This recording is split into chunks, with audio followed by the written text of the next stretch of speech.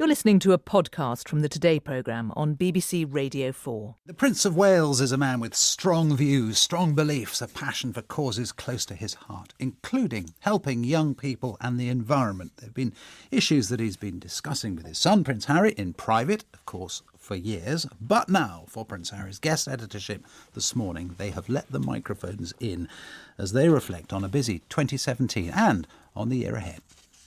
Father, Paul, good morning. Very nice to see you. Thank you for allowing me to interview you.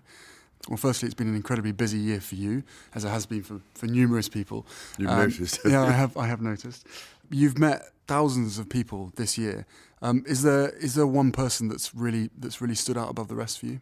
Well, you're right about meeting an awful lot of people. Obviously, I meet endlessly marvellous people who are doing fantastic things. But funny enough, one of the people who did rather stand out for me was a remarkable youngish Iraqi Christian priest who came to see me with a group of other people and told me the horrifying story of how he'd been captured by Daesh, ISIS, and tortured and treated abominably and threatened with being beheaded at every moment of the day or night.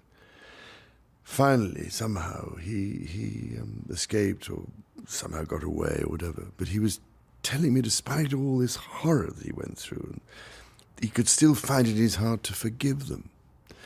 And this was the thing that I could not get over, how remarkable that sort of person is. And there are some wonderful people like that around the world on whom we really depend, I think, if we're going to have some sort of solution to all these horrifying situations. And lots of young people that you've met as well over this last year.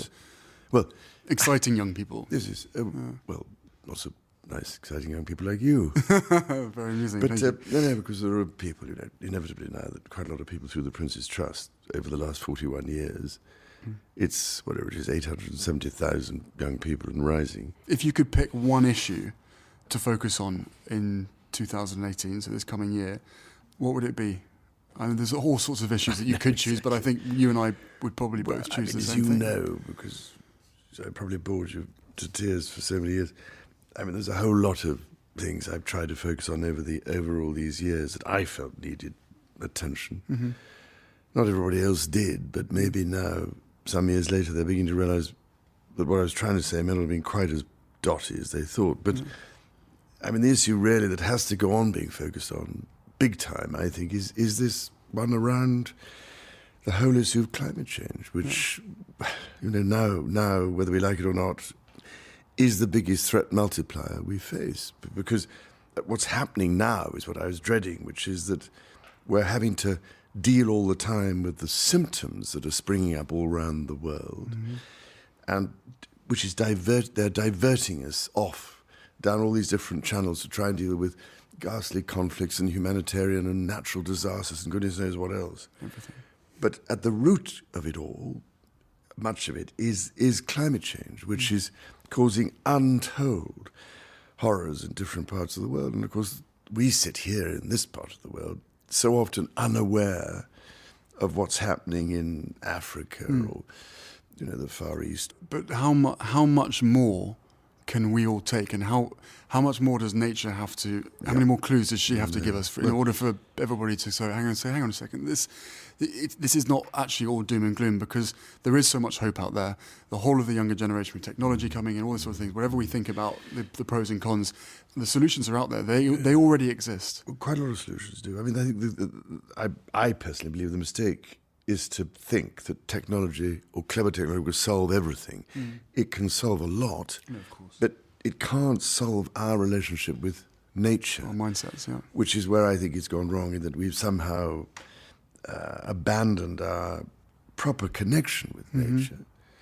Somehow imagined we could manage without, or we battle against her in every way, instead of understanding that the future lies in working in far greater harmony with nature and trying to ensure more successfully that our own economy better mimics and mirrors nature's brilliant economy. So a circular economy as opposed to a linear economy. So that I personally, I think, and there are quite a lot of people now who've been working on the whole concept of the circular economy, as opposed to what we have we have now, which is a linear one, which goes down an ever lengthening line. It's just waste, waste, waste. Well, it exploits, it makes, and it wastes.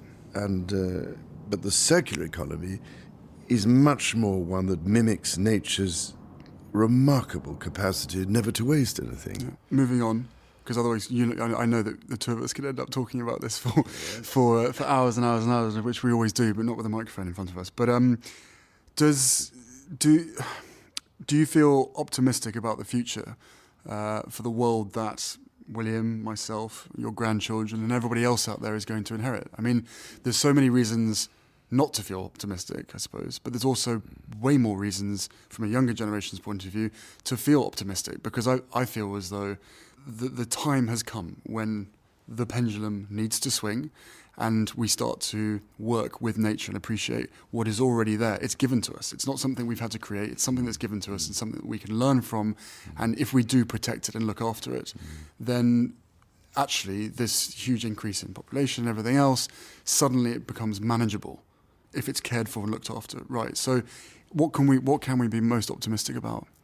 My dear boy, if I may say so, the fact you're saying this gives me enormous optimism. Yes. Because I haven't obviously put you off. Yeah. No, you haven't. When banging on all these years. No. Because if you think that is really encouraging. Because what I've tried to do all these years is to make sure, if I can possibly, and I'm not sure I can, ensure that you and your children, my grandchildren, but also everybody else's grandchildren, have a world fit to live in that provides them with opportunity and at the same time, the food and everything else that we need, and that somehow we maintain the viability of our planet. The moment is the only one in this gigantic universe. It's a miracle, I think, that everything is here. But that's why I've gone on about this, because to me, the unutterable tragedy, inexcusable one, would be if we destroyed this quite remarkable planet and ecosystem. Because we depend on nature and the ecosystems for our entire survival. Nature is our sustainer. Yeah, but I totally see it, and I totally understand it because of all these years of conversations that we've been having, and I do end up picking your brains more now than I ever have done. But rest assured that all of that information that you have, that I know can be incredibly demoralizing, I suppose, because you're not seeing the results, yet you know what's happening, or you can see 15 years ago what was going to happen today, and sure enough it's all happening, despite the fact that we've had those conversations, and despite the fact that I know how you must feel coming from a younger generation.